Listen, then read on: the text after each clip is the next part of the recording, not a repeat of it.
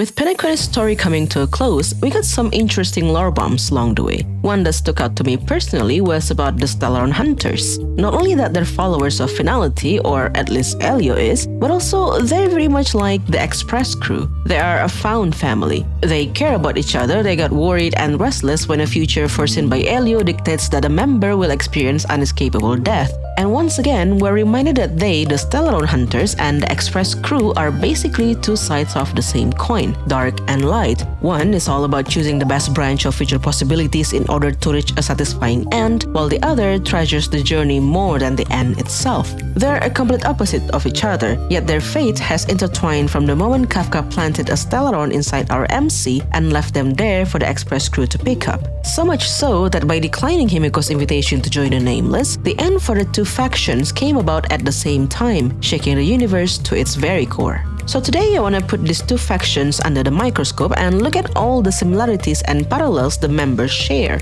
And we're starting with the very first character introduced in the story, Kafka, and her counterpart, Himiko. Now, before you click off the video thinking that I'm a delusional sheeper breathing on expired hopium of a barely 5-minute interaction in the story, let me clarify. I am. But there's in fact more to it than meets the eye. If we go back to the very first Trailblaze mission, to the moment when Kafka left Trailblazer at Herda space station, there's something strange and interesting that transpired there. Before she left, Kafka told MC that some people would come and find them and that they should go with them. Soon enough, March and Danheng came to MC's rescue. Together, they helped Asta defend the space station from the Legion attack, fought the Doomsday Beast, and once the dust settled, Himiko extended an invitation for MC to join the Express crew.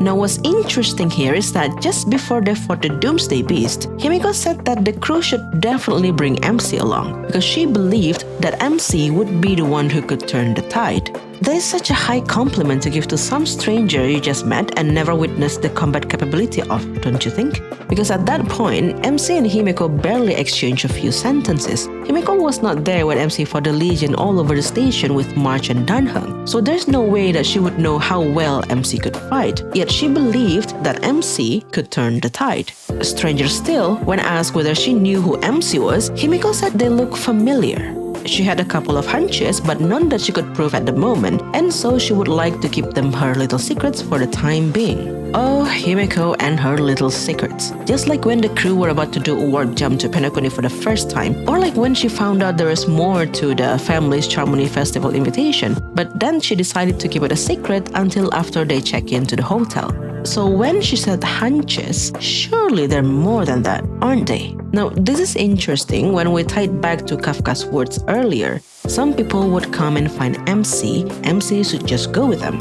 Then Himiko, who only just met MC who didn't know about the Stellaron inside their body, had the utmost confidence in them and extended an invitation to join the Express, believing that MC could turn the tide for the better. Or should I say, for the future that Elio had foreseen.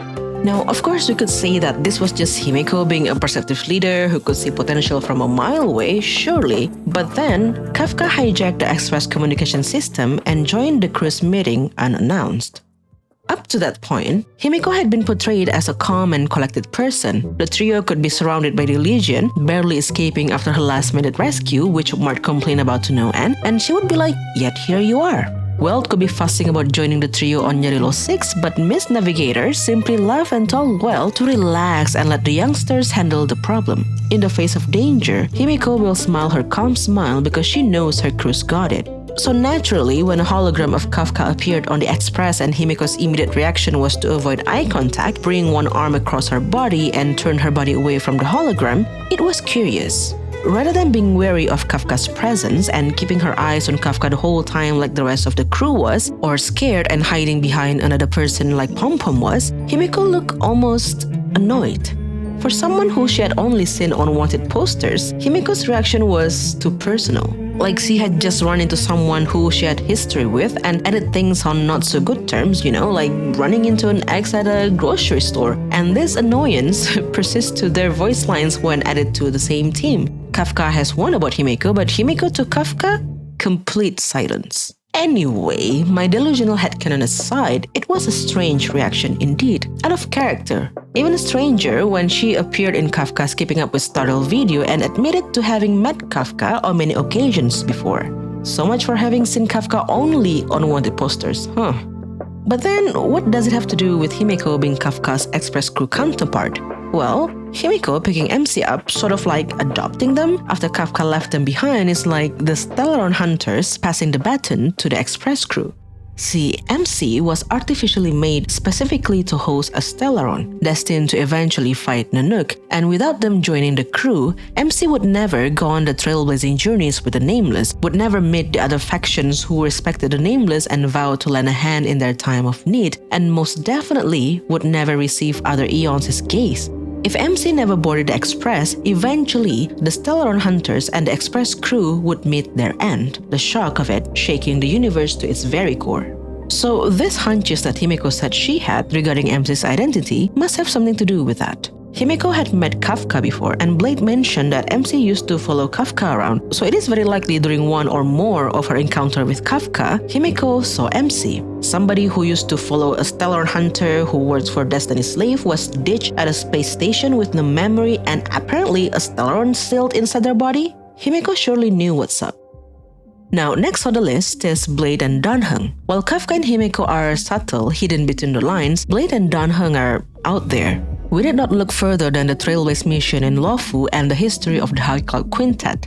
While Luofu Quest might have suffered from questionable cliffhangers and poorly hinted foreshadowing, among other things, once I dive into the lore behind the High Cloud Quintet, I couldn't help but feel sad for them and for how their life turned out to be. While that is a topic that I'm sure has been covered by others before, I would like to point out the irony between Blade and Danheng. Just as Himeko and Kafka, who are opposite to each other, one left MC behind, the other picked them up, one is the sun, the other is the moon, the same goes for Blade and Danheng. Blade is cursed with immortality and plagued with Mara-struck, yearning for death that would never come to him. On the other hand, Danheng may have lived a new life now as a Nameless, but at the cost of a forced reincarnation in his past life, an execution to end Danfeng's life in order to cleanse him of his sin. Moving on to the third on the list is someone who reminded me of March simply because of her eye colors. Seriously, when I first met her in Penacony Quest, her eyes reminded me of March, and I genuinely thought that Sampo mistaken her for March because of the same reason. However, by the end of Penacony Quest, we learned that Sam was her secret identity and that she was an artificially made human whose sole purpose was to fight the swarm, and that the entropy loss syndrome was a fail-safe mechanism intentionally planted in her body. Someone who's artificially made for the sole purpose of fighting an Aeon with a destructive object planted inside their body. Sounds just like someone we've known for a while, doesn't it?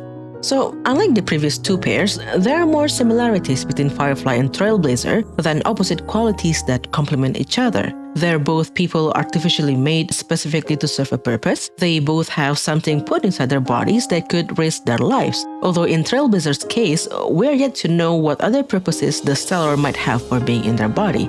Then if we consider the fact that Trailblazer used to follow Kafka around, a fact that we learned from Blade, that means Firefly was also there when Trailblazer was around because Blade joined the Stellaron Hunters after Firefly did. So if that is the case, then wouldn't that explain the gesture of familiarity that Firefly carried when she is around Trailblazer? The smile on her face when she first met Trailblazer in the dreamscape was not because she saw them as an opportunity to escape the Bloodhound guards. It's because she was glad to see Trailblazer again after Trailblazer was left at the space station. They probably had a close relationship before, as suggested by this one Dreamscape Pass sticker, which could also explain Trailblazer's raw sadness and grief when they witnessed Firefly's first death. Because when I first played through that part, I was so confused with their reaction, like, didn't we just meet Firefly? Why was Trailblazer so upset about her death? But now that we know what Firefly's identity, it all makes sense. They were close before her at the space station, and despite not remembering that detail themselves, Trailblazer grieved for Firefly like they had known her their entire life. But speaking of one's entire life, do we already know the true nature of Pompom's identity? See, according to Welt, Pompom appeared sometime before he joined the Express. Or was it after? Pompom is like the spirit of the Express, he said, as if to say that Pompom has always been there and will always be.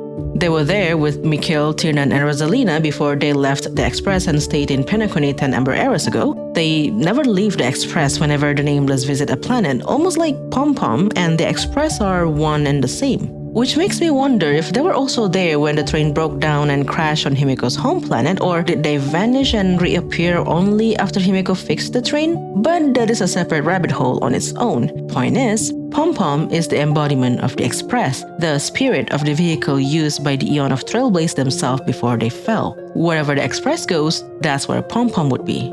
In a way, Pom-Pom is a follower of Trailblaze. Just like Elio, basically, a follower of Finality who is also depicted as an animal, or at least as far as the series suggests. I mean, I've seen people compare Elio to Welt instead because they're both leaders of their respective group, but respectfully, no. Welt himself said that Himiko is the boss of the Express. She was the one who fixed the train in the first place, right? And now gets to decide who gets off the train to Trailblaze a planet and who stays. So no, I think Pom-Pom is better suited to parallel Elio. They may look like a toy plushie, but there's gotta be more than meet the eye. A character who possesses frighteningly powerful abilities and a complicated background, well said. Perhaps one day could revive a Kivili, or make Trailblazer the CEO of the IPC, or even defeat Nanook. We are yet to find out. And that leaves us with March, Welt, and Silverwolf. And to be honest with you, I can't for the life of me figure out how March might parallel Silverwolf. One of them lost all of her memory before she was discovered by the Express crew, while the other lost 80-something of her gaming accounts. So I guess they have that parallel going on for them? As for Welt, he doesn't have one right now, and that leads me to believe that we might be missing one more Stellaron hunter, which is also gonna be a topic for a different time. For now, I hope you enjoyed this little lore bit or brain rot or whatever you wanna call it, and have a good day. I will see you in the next one.